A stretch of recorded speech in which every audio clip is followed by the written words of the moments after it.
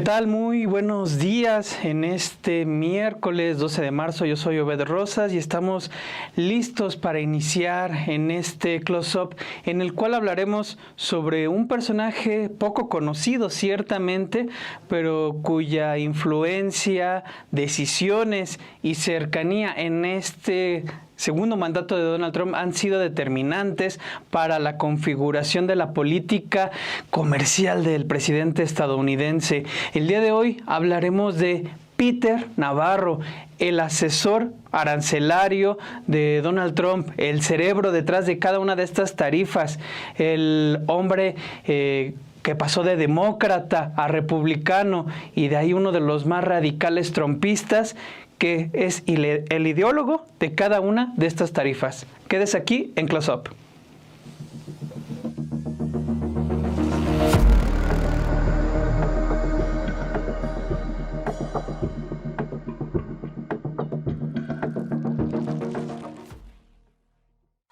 Se lo decía, los aranceles de Donald Trump tienen un responsable.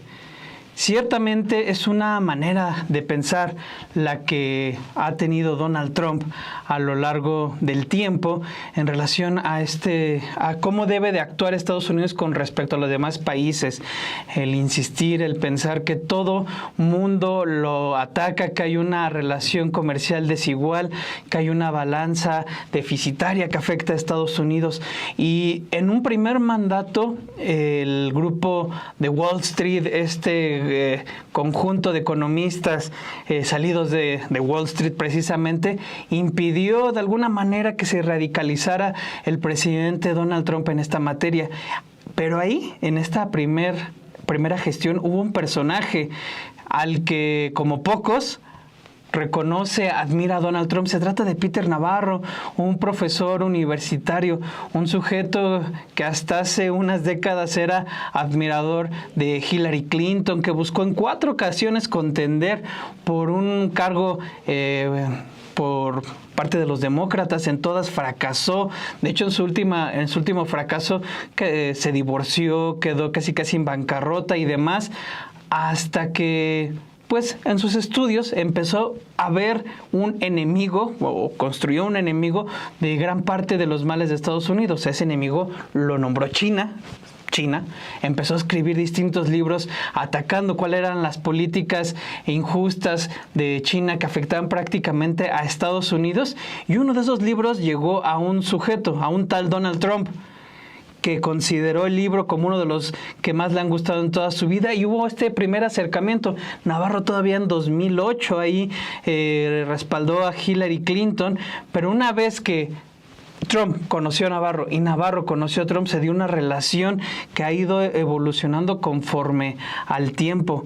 Todo esto adquiere relevancia, sobre todo cuando la semana pasada, una vez que México ya logró una pausa de otro mes en esta imposición de los aranceles, Peter Navarro, hoy insisto, convertido en el principal asesor en materia de comercio y fabricación de Trump, dijo a la prensa que los aranceles tenían por objeto detener las muertes causadas por fentanilo, y leo textual: lo que Estados Unidos necesita ahora es un compromiso solemne de China, Canadá y México para dejar de matar estadounidenses y tomar medidas que detengan inmediatamente la matanza causada por fentanilo.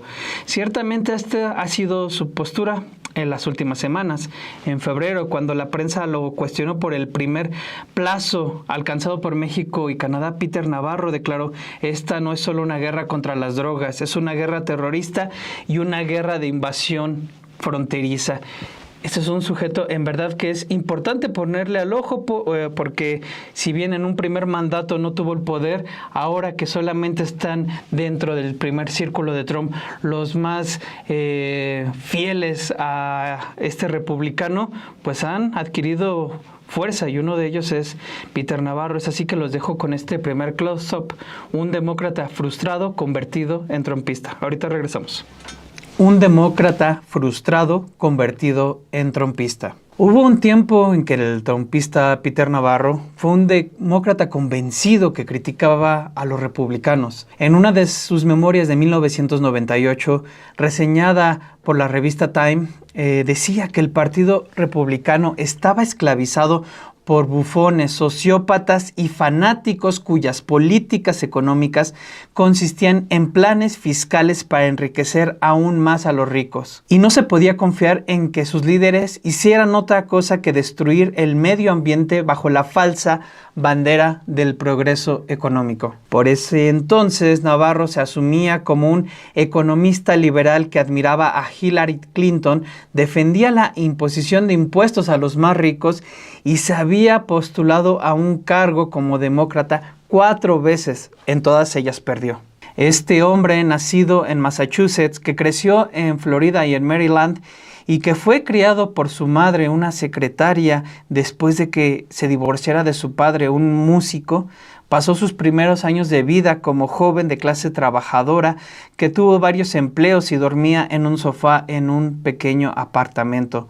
Obtuvo una beca académica para la Universidad de Tufts y luego pasó 3 años en Tailandia en el Cuerpo de Paz. Navarro, dice la revista Time, encontró su vocación en la política económica. Él, de hecho, está graduado en la Universidad de Harvard, aunque curiosamente en uno de sus primeros libros, él ha escrito muchos, pero en uno de los primeros, The Policy Game, cuestionaba el proteccionismo, decía que los aranceles dañaban a los consumidores, amenazaban la estabilidad global y podían conducir a una guerra comercial que causaría una espiral descendente imparable para toda la economía mundial.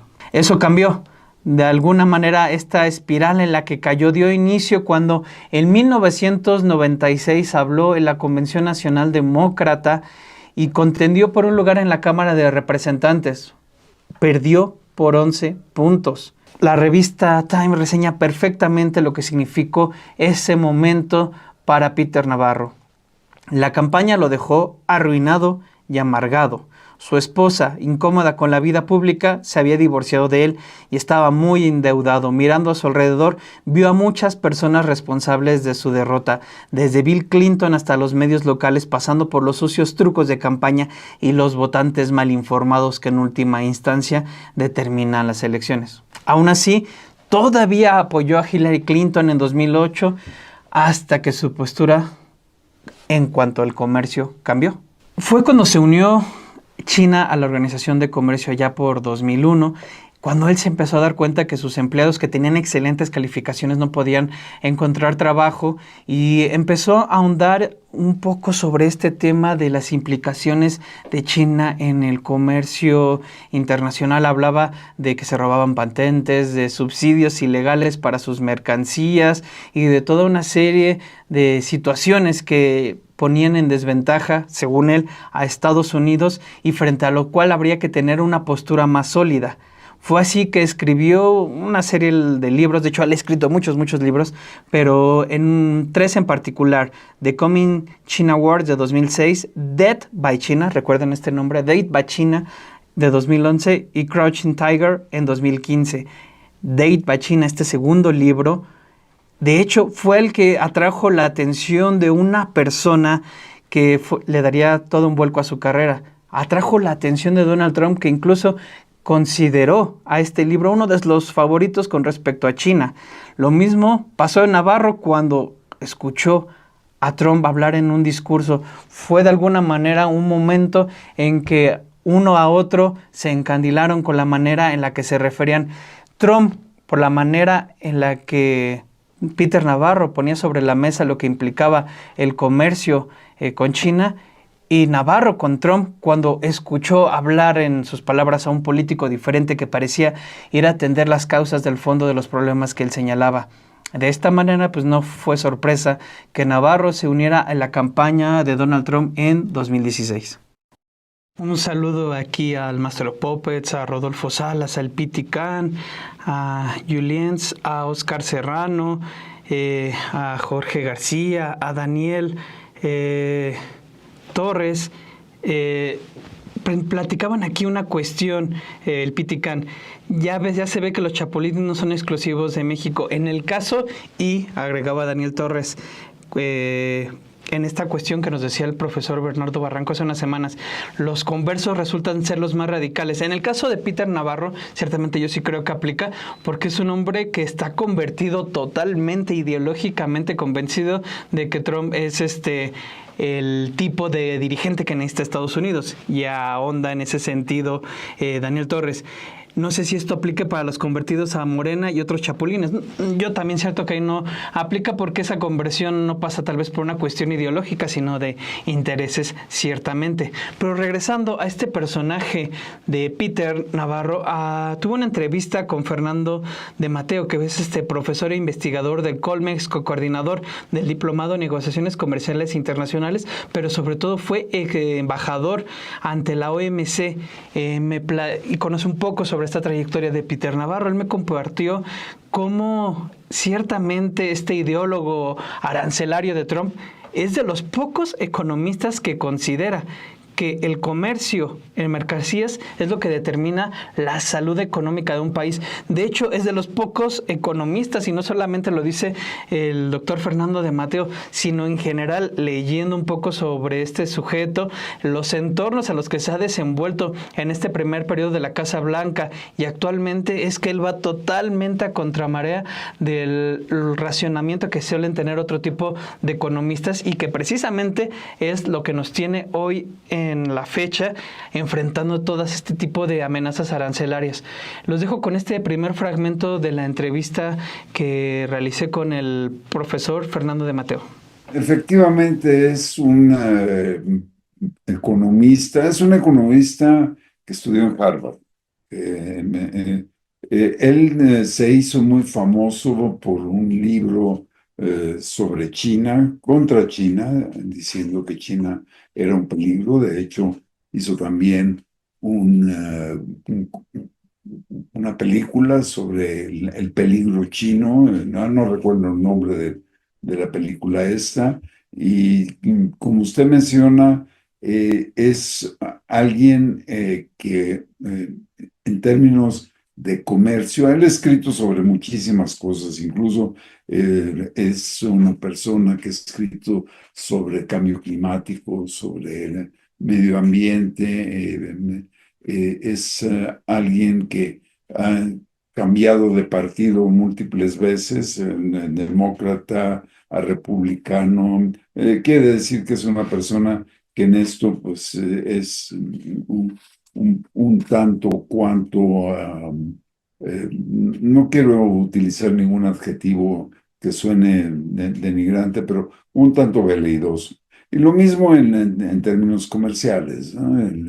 El señor Navarro es una de las personas, de los pocos economistas que considera que el comercio en mercancías, el déficit comercial en mercancías, no toma en cuenta los servicios, no toma en cuenta los ingresos por propiedad intelectual, no toma en cuenta las remisiones por inversión, sino simplemente el déficit en mercancías es un elemento que determina la salud económica de un país.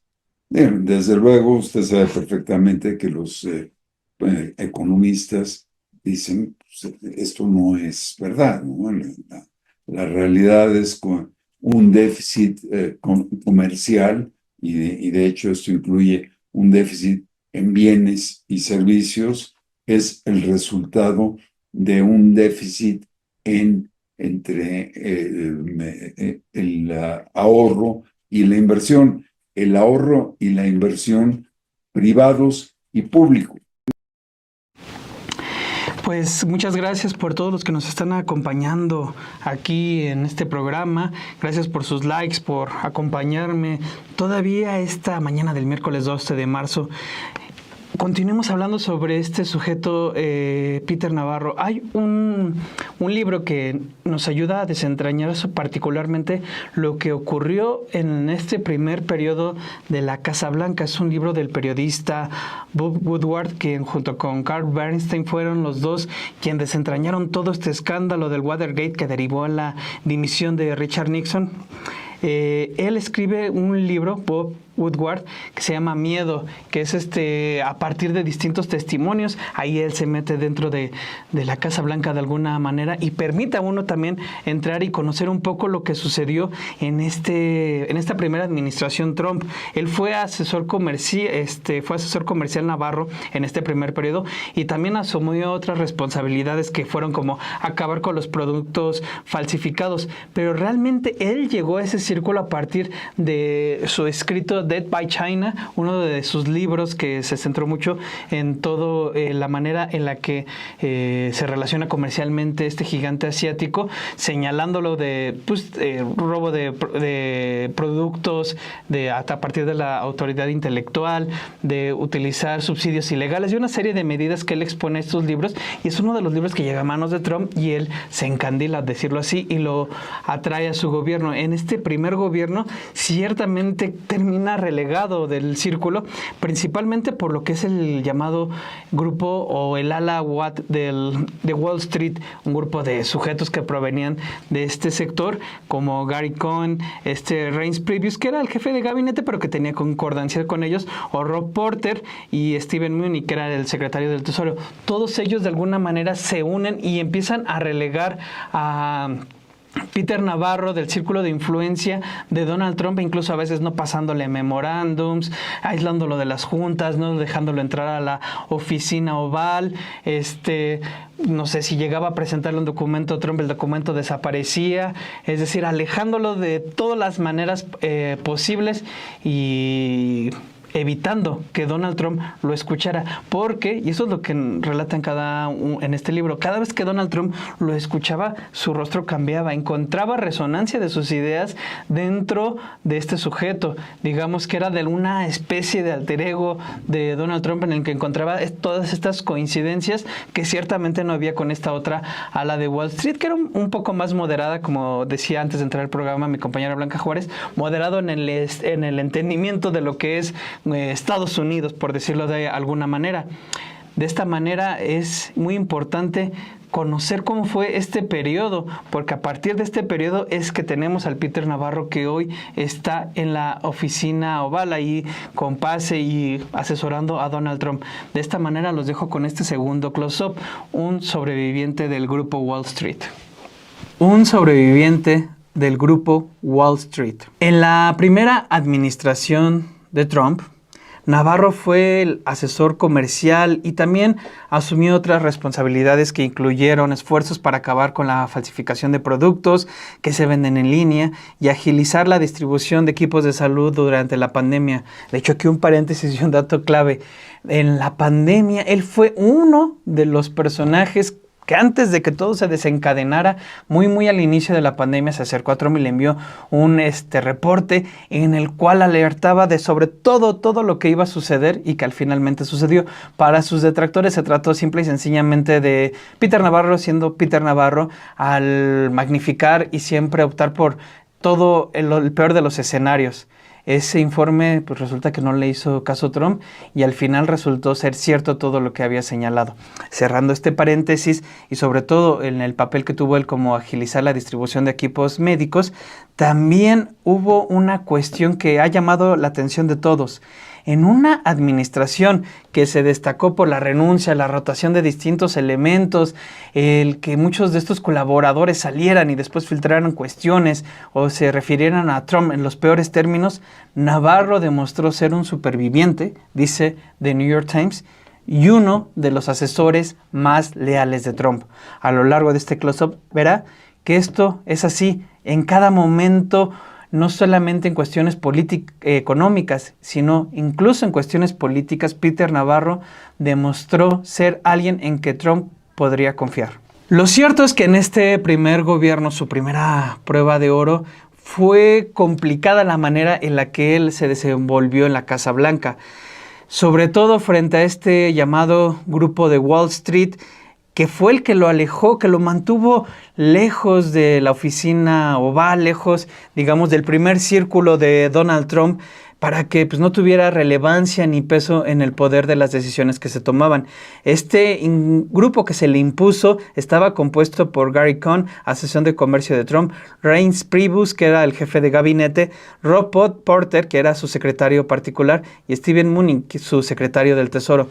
Este grupo, digamos, fue el que al final le impidió y filtró a todas las señalamientos, amenazas que hacía Peter Navarro. Nunca lo dejó estar cerca de Trump, lo bloqueaban, no le pasaban sus memorándums que él le hacía llegar. Siempre lo mantuvieron lejos de ese primer círculo de influencia. No obstante, eso no sacó de la jugada a Peter Navarro. Es mucho lo que se ha escrito sobre la confianza que le tiene Donald Trump a Navarro.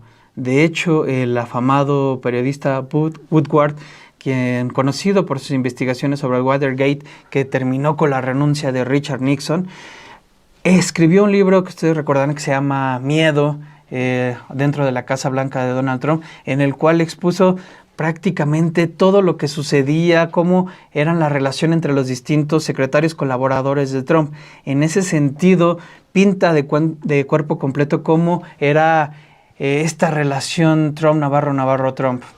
Escribe: casi ningún economista estaba de acuerdo con Trump. Paréntesis, no estaban de acuerdo sobre cómo eran los amagues proteccionistas de Trump con la mira hacia China y a los aliados con México y Canadá, sobre todo su postura arancelaria. Continuó: pero encontró Trump a uno que odiaba el libre comercio tanto como él. Le dio un puesto en la Casa Blanca como director de Comercio y Política Industrial y como director del Consejo Nacional de Comercio. Peter Navarro tenía 67 años y era licenciado en Economía. Este es el punto de vista del presidente, aseguró Navarro públicamente.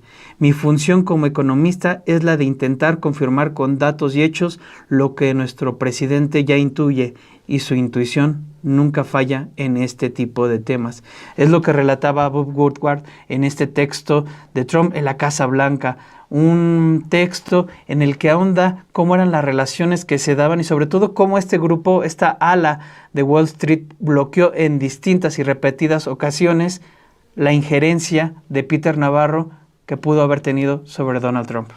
Muchas de las ideas de Navarro, de hecho, aún continúan haciendo eco al interior de Donald Trump. Una muestra de ello es lo que relata Woodward en este trabajo, y él escribe: el principal argumento de Navarro era que el déficit comercial que Estados Unidos era consecuencia de los altos impuestos que imponían países como China, de la manipulación del dinero, del robo de la propiedad intelectual, de la explotación laboral y de las negligencias del control ambiental en el trabajo. El Tratado de Libre Comercio de América del Norte, el NAFTA, había dejado sin sustento el sector industrial estadounidense, tal y como Trump predijo, según Navarro. México se había convertido en el centro neurálgico de la industria y estaba dejando sin empleo a los ciudadanos estadounidenses.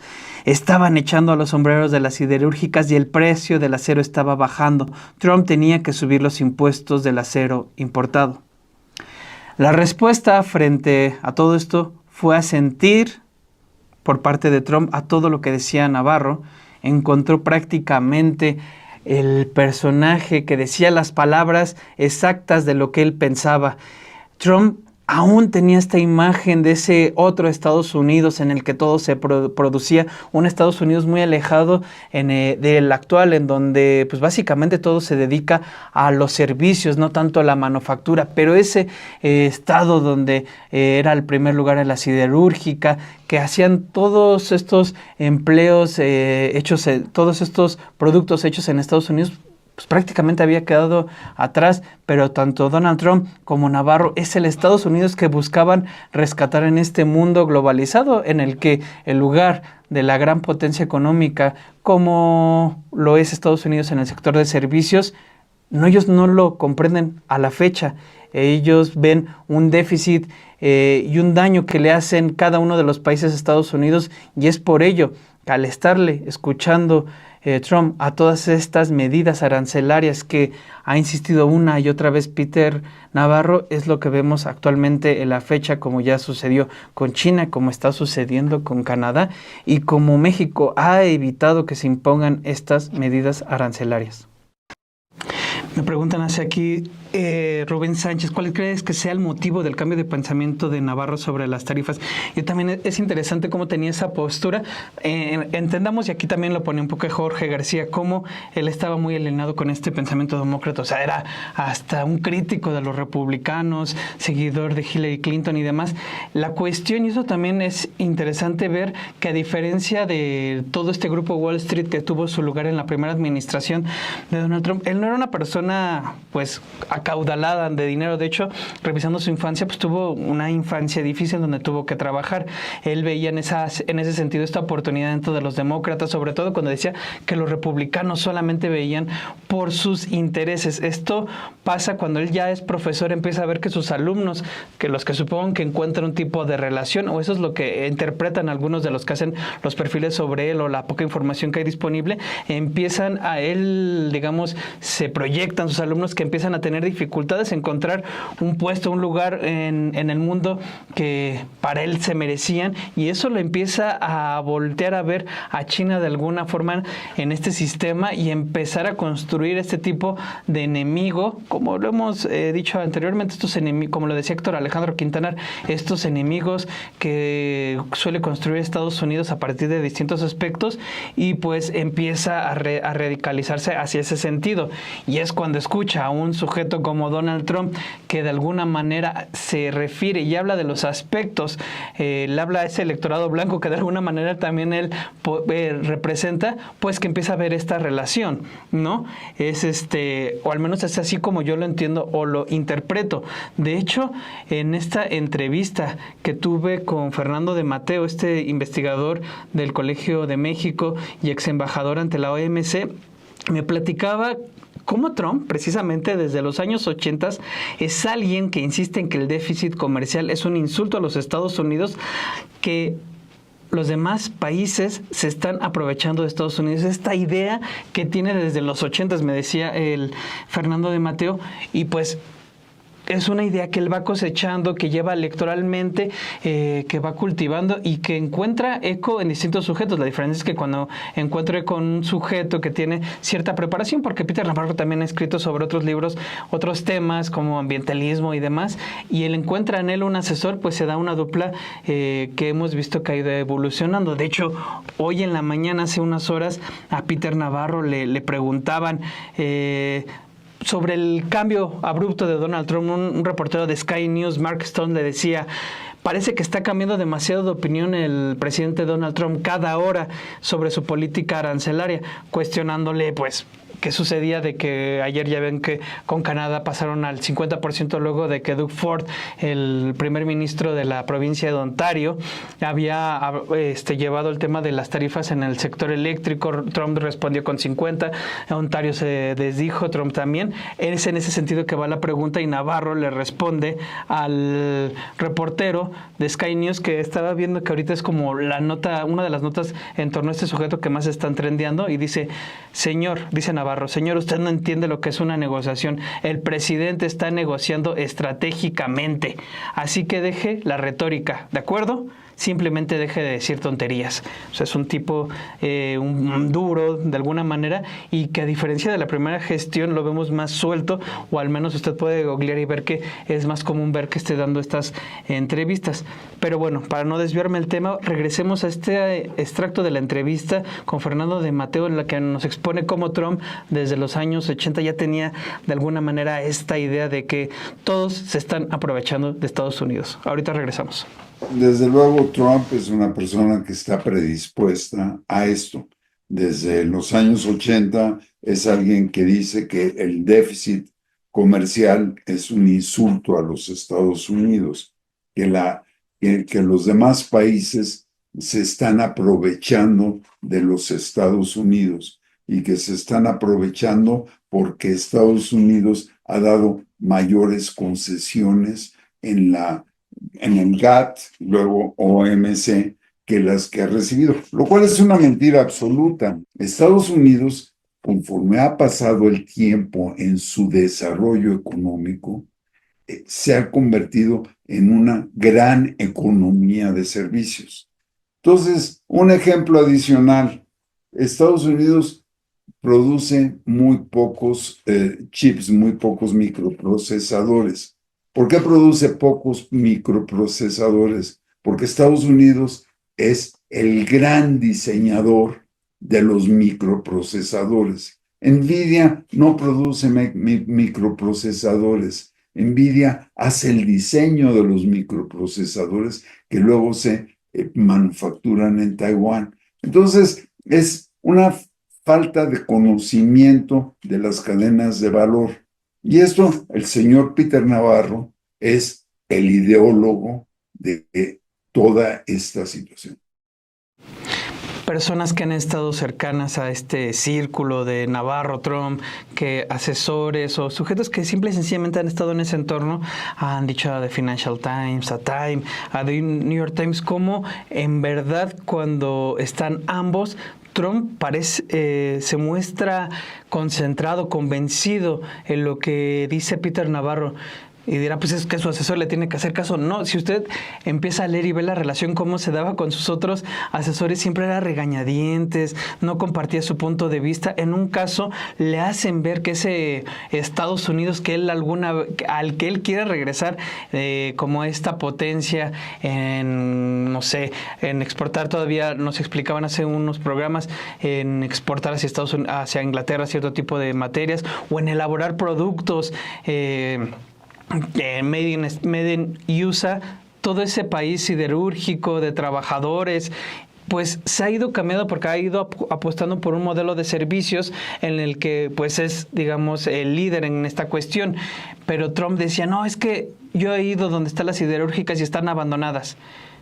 Le decían, es que entienda, presidente, nosotros vamos a los servicios. Y entonces él decía, es que yo no lo creo.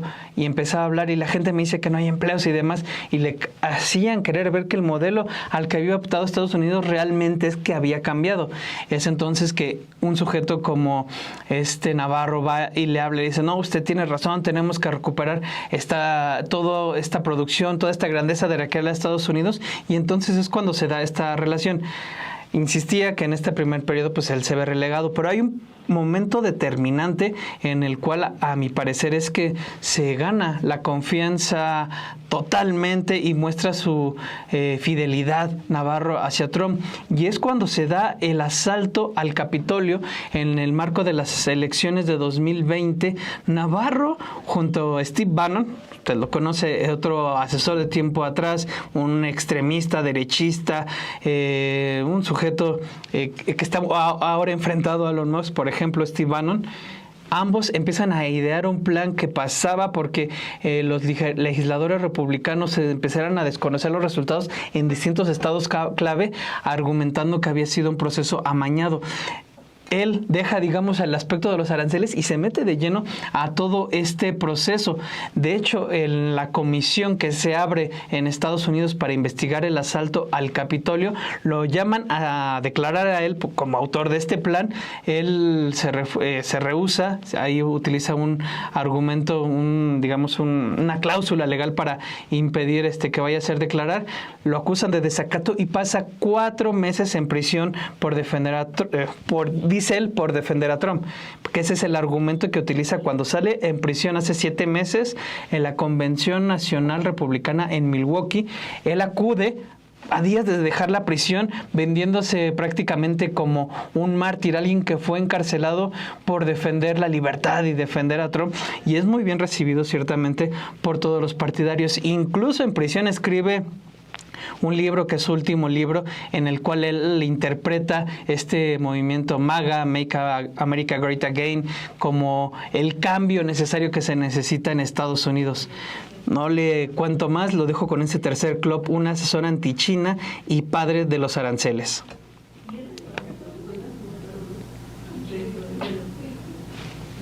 Un asesor anti-China y padre de los aranceles. Trump lo ha llamado como su hombre duro en China.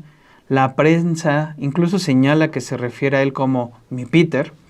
En 2011, de hecho, antes de ser presidente de los Estados Unidos, Donald Trump incluyó a Dead by China de Peter Navarro como uno de los libros favoritos, uno de sus libros favoritos, en el cual Navarro argumentaba que Pekín violó las reglas comerciales globales al usar subsidios ilegales a las exportaciones y manipular su moneda.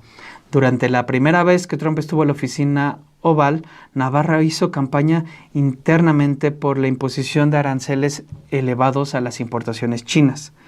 Es un tipo que básicamente ve una amenaza existencial para Estados Unidos, tanto económica, militar y geopolíticamente, en China. Es lo que dijo una persona que lo ha observado durante décadas al Financial Times cuando elaboró un perfil sobre este personaje.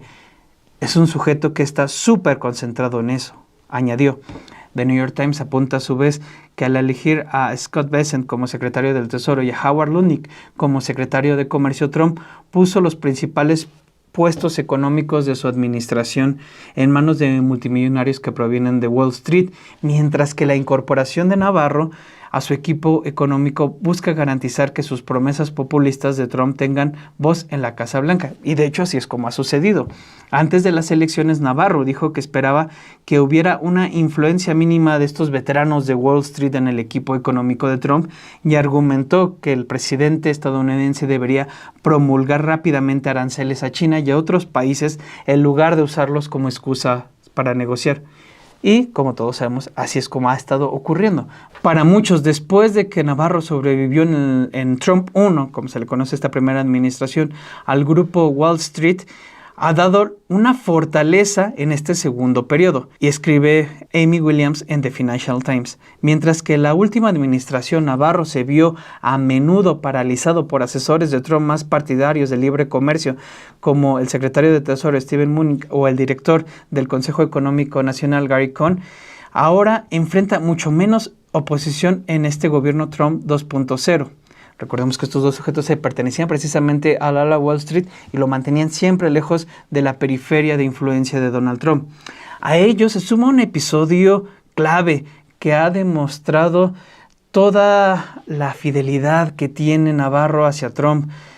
Después de que Trump perdiera las elecciones de 2020, Navarro fue del puñado de colaboradores que denunció una interferencia electoral y se convirtió en un feroz defensor de que supuestamente las elecciones estaban amañadas, y al igual que Trump lo hizo sin presentar pruebas. The New York Times indica que junto con Stephen Bannon, este hombre ultraderechista, asesor de Trump desde hace mucho tiempo, Navarro ideó el plan conocido como Green Bay Sweep para tratar de retrasar la certificación de las elecciones, persuadiendo a los legisladores republicanos de que impugnaran repetidamente los resultados en varios estados clave y presionando al ex vicepresidente Mike Pence para que desacreditara el resultado. Pues al final de esto, nada de eso pasó. Por el contrario, el comité de la Cámara de Representantes que investigó al asalto al Capitolio del 6 de enero solicitó documentos y testimonios a Navarro sobre sus esfuerzos para anular las elecciones. Él se negó a presentarlos, citando un privilegio ejecutivo, por lo que en enero de 2024 fue sentenciado a 4 meses de prisión por obstruir todas estas investigaciones del Congreso. El momento clave que muestra el impacto que tiene Navarro entre los seguidores de Trump ocurrió hace más de 7 meses, cuando el actual asesor de Trump dejó una prisión federal de Miami justo a tiempo para volar a Milwaukee y pronunciar un encendido discurso en la Convención Nacional Republicana, en el que aseguró que los demócratas lo habían encarcelado por negarse a traicionar a Donald Trump. Vamos a ver este momento que es en verdad clave para entender todo este respaldo que tiene Peter Navarro dentro del aula más radical trumpista, y sobre todo recordando que fue un sujeto que como demócrata realmente nunca levantó pasiones, a diferencia como sucedió hace poco en esta Convención Nacional Republicana. Vayamos a escucharlo. Esta noche estoy aquí con ustedes en esta hermosa ciudad de Milwaukee y tengo un mensaje muy simple para ustedes. Si ellos vinieron por mí, si ellos fueron por Donald Trump, cuidado, ellos irán por ustedes. Si nosotros no controlamos nuestro gobierno, su gobierno nos controlará a nosotros. Si nosotros no controlamos las tres ramas de nuestro gobierno, el legislativo, el ejecutivo y el judicial, su gobierno pondrá a alguien como yo o como Steve Bannon en prisión y controlará el resto de nosotros. Así como pasó, así es como acabé en prisión. El poder legislativo vino por mí primero. Su demócrata favorita, Nancy Pelosi, creó su comité favorito del 6 de enero, que me exigió que violara el privilegio ejecutivo. ¿Qué hice yo? Me negué.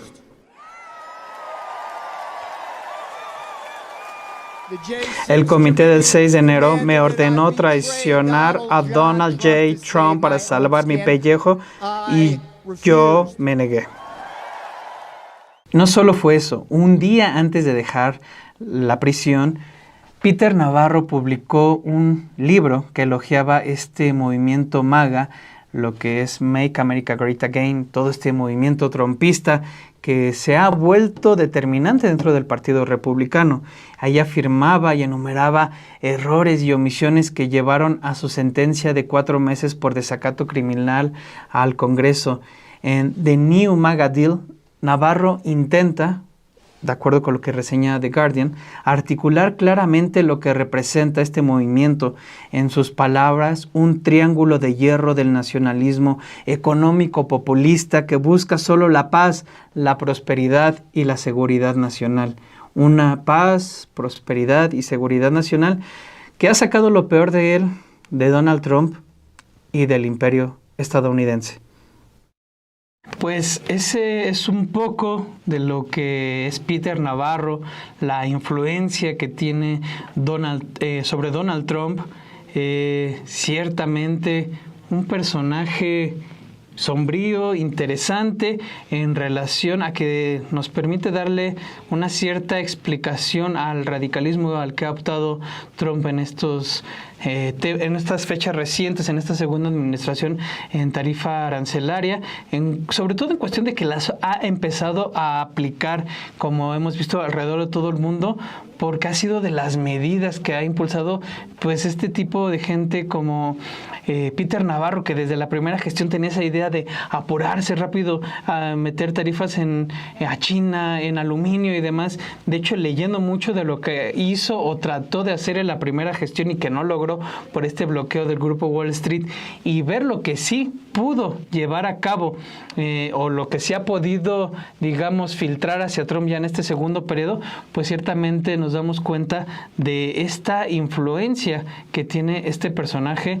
en el hombre más poderoso del mundo, como así se le ve al presidente de Estados Unidos, poderoso, aunque ciertamente, como nos ponen aquí en los comentarios, cada vez más es evidente cómo este imperio estadounidense se encuentra más en decadencia, y más si opta por toda esta serie de medidas, pues para muchos especialistas lo único que va a ocasionar y que ya está ocasionando son más nubarrones económicos sobre la mayor economía del mundo.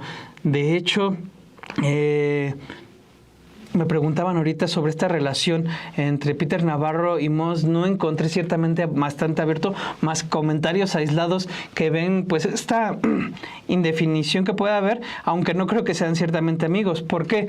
Peter Navarro es del grupo de Steve Bannon. Steve Bannon es hasta que hace el prólogo de este libro que él escribe en prisión. Como todos sabemos, Steve Bannon está confrontado con Elon Musk y son como esta otra ala radical, además de que pertenecen a dos grupos distintos, aunque ideológicamente podrían tener ciertas coincidencias. No es del agrado, por ejemplo, de Steve Bannon y Peter Navarro, al ser fiel a este Bannon, que es el que de alguna manera lo acompañó también en esta primera gestión. Nos podría hablar que estuviera más cercano a este asesor Trump que al magnate, que es ahorita el encargado básicamente de hacer recortes a lo largo de toda la administración. Pues Por el día de hoy es todo.